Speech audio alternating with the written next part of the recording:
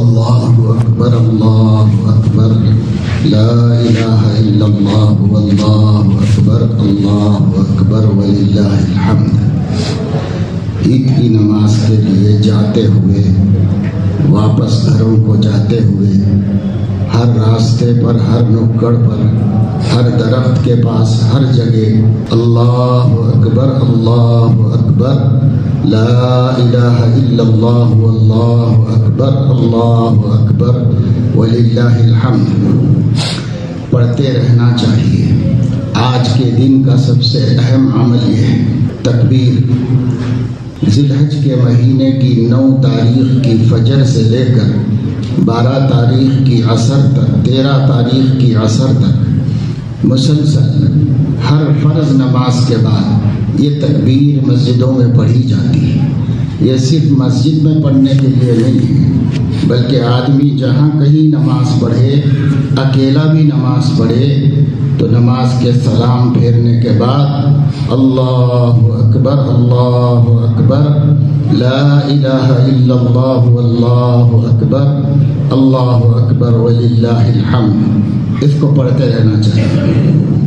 جیسے حج میں تمام کے تمام حاجی جب تک کہ وہ اپنا عمل جاری نہیں رکھتے، ان کا احرام باقی رہتا ہے، ان کو لبیک اللہم لبیک لا شریک لک لبیک ان الحمد والنعمت لک والملک لا شریک لک کہتے ہی رہنا ہے۔ عمرہ کرنے والے کو حجر اسود تک پہنچنے تک، اور اس کے علاوہ حج کرنے والوں کو وقوف عرفہ کے بعد تک اسی کو پڑھتے رہنا ہے، مسلسل پڑھتے رہنا ہے۔ اسی طرح ہمیں بھی ان دنوں میں جو بہت مبارک دن ہیں، یہ تکبیر پڑھتے رہنا چاہیے، اس کا حکم دیا گیا ہے۔ قرآن میں فرمایا گیا كَذَلِكَ سَخَّرَهَا لَكُمْ لِتُكَبِّرُوا اللَّهَ عَلَى مَا هَدَاكُمْ۔ بڑے بڑے جانور تو تمہارے قابو میں بھی نہیں آتے، اللہ تعالیٰ نے ان کو تمہارے لیے مسخر کر دیا ہے کہ تم اللہ کے نام پر ان کو پچھاڑ کر ان کو ذبح کر دیتے ہو۔ یہ ہم نے اس لیے نہیں کیا ہے کہ صرف کھاؤ پیو، بلکہ اس لیے کیا ہے لِتُكَبِّرُوا اللَّهَ عَلَى مَا هَدَاكُمْ، اللہ نے جو تم کو دین اسلام کی ہدایت دی ہے اس پر اس کی تکبیر بیان کرو۔ اللہ اکبر لا الہ الا اللہ واللہ اکبر وللہ الحمد، یہ پڑھنے کے لیے فرمایا کہ یہ سب اونٹ اتنا بڑا جانور ہے کہ اگر وہ غصے میں آ جائے تو کئی لوگوں کی جان لے لیتا ہے، لیکن انسان اس کو بچا نہیں سکتے۔ اگر وہ غصے میں آ جائے تو بستیوں کی بستیاں ہلاک کر دیتا ہے، لیکن اللہ رب العزت نے اس کو ہمارے ہاتھ میں مسخر کر دیا۔ عرب لوگ ایک نیزہ مارد کی گرا دیتے ہیں اور اس کے بعد ذبح کر دیتے ہیں اس کو۔ كَذَلِكَ سَخَّرَهَا لَكُمْ، ہم نے ان جانوروں کو تمہارے لیے مسخر کر دیا۔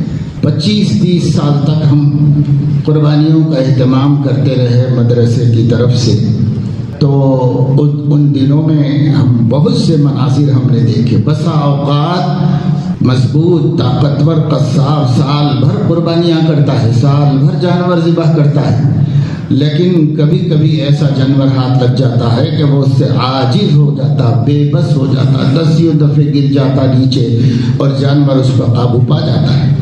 لیکن اللہ نے سب جانوروں کو ہمارے لیے کائے کے لیے مسخر کیا، لِتُكَبِّرُوا اللَّهَ عَلَى مَا هَدَاكُمْ، تم ہدایت اسلام پر اللہ کی بڑائی بیان کرو، اللہ کی تکبیر کو اللہ اکبر۔ اللہ کتنے بڑے ہیں، اگر ہدایت نہ دیتا تو ہم بھی گمراہوں کی طرح گمراہ ہوتے اور اپنے ہاتھوں سے بنائے ہوئے مٹی کے کھلونوں کو خدا سمجھتے اگر اللہ ہمیں ہدایت نہ دیتا۔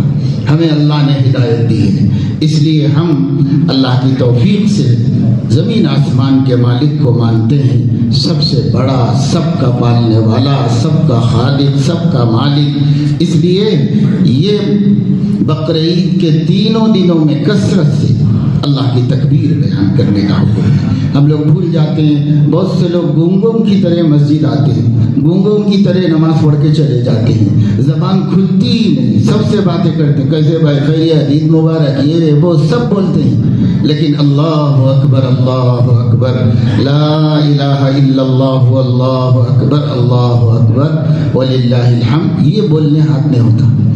तो ये हम लोग अपनी आदतों को बदले, जो अल्लाह चाहते थे, जो अल्लाह के नबी चाहते, वही हमको करना चाहिए। हम ज़बान मुँह में काहे के वास्ते है? अल्लाह की बड़ाई बयान करने ही के वास्ते है। अगर वो काम के वास्ते नहीं है तो फिर ज़बान ना होना नहीं होना दो बराबर है। इसलिए कसरत से अल्लाह की बड़ाई बयान करें। जब नमाज पढ़ के आप लोग जाएं, खामोश न जाएं, रास्ते तमाम जाएं। हदीस में आता है कि जिस दरख्त के पास, जिस पत्थर के पास, जिस ज़र्रे के पास आप अल्लाह की बड़ाई बयान करेंगे, कल क़यामत में वो गवाही देगा। इसीलिए बाद रिवायतों में आया है कि ईद की नमाज के लिए एक रास्ते से जाओ, दूसरे रास्ते से वापस आओ। क्यों? ताकि हर रास्ते में अल्लाह की बड़ाई बयान हो, हर तरफ अल्लाह की बड़ाई बयान हो। पूरे नारायण खेड़ में गुन गाओ अल्लाह की बड़ाई का, हर तरफ अल्लाह की बड़ाई का जिक्र कर दो। तो क्यों? अल्लाह ताला चाहते हैं कि बंदे ऐसा करें। उन्होंने हमको ईद दी, न देते तो भी हम कुछ भी नहीं कर सकते थे। हुजूर अकरम सल्लल्लाहु अलैहि वसल्लम हिजरत करके मदीने मुनव्वरा तशरीफ लाए तो आप अलैहिस्सलातु वस्सलाम ने देखा कि यहाँ लोग 2 दिन ईद करते हैं, त्यौहार मनाते हैं। जैसे हमारे बहुत से गैर मुस्लिम बिरादरान वतन मुख्तलिफ किस्म के त्यौहार मनाते हैं, खाते हैं, पीते हैं, कपड़े उपड़े अच्छे पहनते हैं, बस खेल कूद करते हैं। मदीने में भी होता था, 2 दिन करते थे लोग। तो हुजूर अलैहिस्सलातु वस्सलाम ने उनसे पूछा कि मा हाज़ानिल यौमान, ये 2 दिन क्या है जो आप लोग खेल कूद करते हो, ये सब करते हो, ये क्या दिन है 2? तो उन्होंने कहा कि हम लोग बाप दादाओं से ये 2 दिन त्यौहार मनाते हुए आए हैं, ईद करते हुए आए हैं। तो हुजूर अलैहिस्सलातु वस्सलाम ने फरमाया क़द अब्दलकुमुल्लाहु बिहिमा खैरम मिनहुमा, अल्लाह रब्बुल इज़्ज़त ने तुम लोगों को 2 दिन ईद के बाकी रखे हैं, मगर इससे भी बेहतर 2 दिन दिए हैं, यौमुल फित्र व यौमुल अज़हा। एक 30 दिन अल्लाह के लिए रोज़े रखने के बाद एक दिन ईद का खुशी का मना लो, और एक सैयदना इब्राहीम अलैहिस्सलाम की यादगार के तौर पर बकर ईद में एक दिन मना लो। इसको यौमुल अज़हा कहते हैं, और रमज़ान की ईद को यौमुल फित्र कहते हैं, यानी खाने का दिन। क्योंकि 30 दिन नहीं खा रहे थे दिनों में, अब खाओ, यौमुल फित्र है। और ये यौमुल अज़हा, अज़हा के माने कुर्बानी। सहाबा ने पूछा या रसूल अल्लाह मा हाज़िहिल अज़ाही, ये कुर्बानियाँ क्या हैं, इसकी तारीख़ क्या है, इसकी अहमियत क्या है? तो फरमाया सुन्नतु अबीकुम इब्राहीम अलैहिस्सलाम, ये तुम्हारे अब्बू इब्राहीम की सुन्नत है। चूँकि हमारे नबी हमारे रूहानी बाप हैं, तो उनके दादा भी हमारे दादा हैं, इसलिए फरमाया ये तुम्हारे अब्बा इब्राहीम की सुन्नत है। सहाबा ने पूछा व मालना फ़ीहा या रसूल अल्लाह, इसमें हमारा फ़ायदा क्या है? हम तो अपने जानवर कुर्बान कर देंगे, हमें क्या मिलेगा? तो हुजूर अलैहिस्सलाम ने फरमाया बिकुल्लि शअरतिन हसनतुन, तुम्हारी कुर्बानी के जानवर के हर बाल के इवज़ एक नेकी मिलेगी। सहाबा ने पूछा ऊन के बारे में क्या कहती है? क्योंकि बाल तो समझ में आते हैं, गिने जा सकते हैं, लेकिन ऊन जो होता है वो एक दूसरे में गट बारीक बारीक बाल होते हैं। तो ऊन के बारे में क्या कहते हैं आप? फरमाया बिकुल्लि शअरतिन मिनस्सूफ़ि हसना, एक एक ऊन के बाल के एवज़ भी अल्लाह एक नेकी मिलेगा। एक हदीस में हुजूर अलैहिस्सलाम ने फरमाया जो शख्स कुर्बानी कर सकता हो, इतने पैसे हों, गुंजाइश हो कि कुर्बानी कर सकता हो, फिर भी कुर्बानी ना करे, फला यक़रिबन्न मुसल्लाना, वो हमारी ईदगाह को भी मत आए। जब कुर्बानी नहीं करना है तो काय की ईद करना है उसको, इसलिए नहीं करने वालों को सख्त तंबीह फरमाई। हाँ बेचारा कोई गरीब है तो ना करे, दिल में उम्मीद रखे अल्लाह जब तुझे माल देगा तो मैं भी करूँगा कुर्बानी, तो उसको भी करने का सवाब मिलेगा, चाहे ना करे।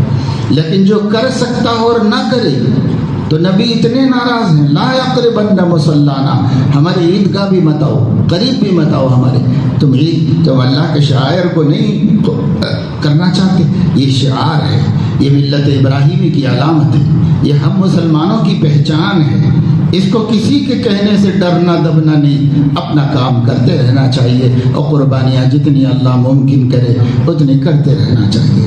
پھر حضور علیہ السلام نے فرمایا، قربانی کا جب جانور ذبح کرتے ہو، اس کا پہلا قطرہ زمین پر گرنے سے پہلے اللہ کے ہاں مقبول ہو جاتا ہے۔ زمین پر خون گرنے سے پہلے اللہ کے ہاں مقبول ہو جاتا ہے۔ وَإِنَّ الدَّمَ لَيَقَعُ عِنْدَ اللَّهِ قَبْلَ أَنْ يَقَعَ عَلَى الْأَرْضِ، زمین پر گرنے سے پہلے اللہ کے ہاں پہنچ جاتا ہے اور قبول ہو جاتا ہے۔ یہ اتنی بڑی قربانی ہے، اور اتنی بڑی ہے کہ حضور علیہ السلام نے فرمایا، ان 3 دنوں میں قربانی کے اللہ کو کوئی نفل کام خون بہانے سے زیادہ پسند نہیں ہے۔ حلال جانور کا خون بہانا اللہ کو سب سے پسندیدہ کام ہے۔ اس لیے فطیبوا بہا نفسا، اے میرے امتیوں، دل کی خوشی سے قربانیاں کرو، دل کی خوشی سے قربانیاں کرو۔ یہ قربانیاں پلسرات میں ایک مضبوط طاقتور جانور بن کے آئیں گے، جن پر ہم سواری کر کے جنت میں پہنچ سکے تھے۔ اللہ تعالیٰ اپنے فضل و کرم سے ہم سب کو توفیق نصیب فرمائے، ملت اسلامیہ میں اتحاد و اتفاق پیدا فرمائے۔ اللہ تعالیٰ ملک میں ہمیشہ ایسے حالات کو وجود میں لائے جو مسلمانوں کے لیے اور کسی بھی انسان کے لیے تکلیف دہ نہ ہوں، اور سب کے لیے خوشی، راحت و مسرت کا سبب ہوں۔ خوشی کی اس گھڑی میں ملک میں بہت سے مسلمان جگہ جگہ مظلوم ہیں، مجبور ہیں، مقہور ہیں، محبوس ہیں، جیلوں میں پڑے ہوئے ہیں، ان کے گھر والے پریشان ہیں، ان کی مائیں رو رہی ہیں، ان کے بچے ترس رہے ہیں۔ ہم سب کو یاد کریں اور اللہ سے دعا کریں کہ اللہ رب العزت ان سب کی رہائی کا سامان فرمائے، اللہ مصیبت زدوں کی مصیبتیں دور فرمائے، اللہ تعالیٰ ہر پریشان کی پریشانی کو ختم فرمائے، ہر ایک کے دل کو خوشی اور مسرت دے۔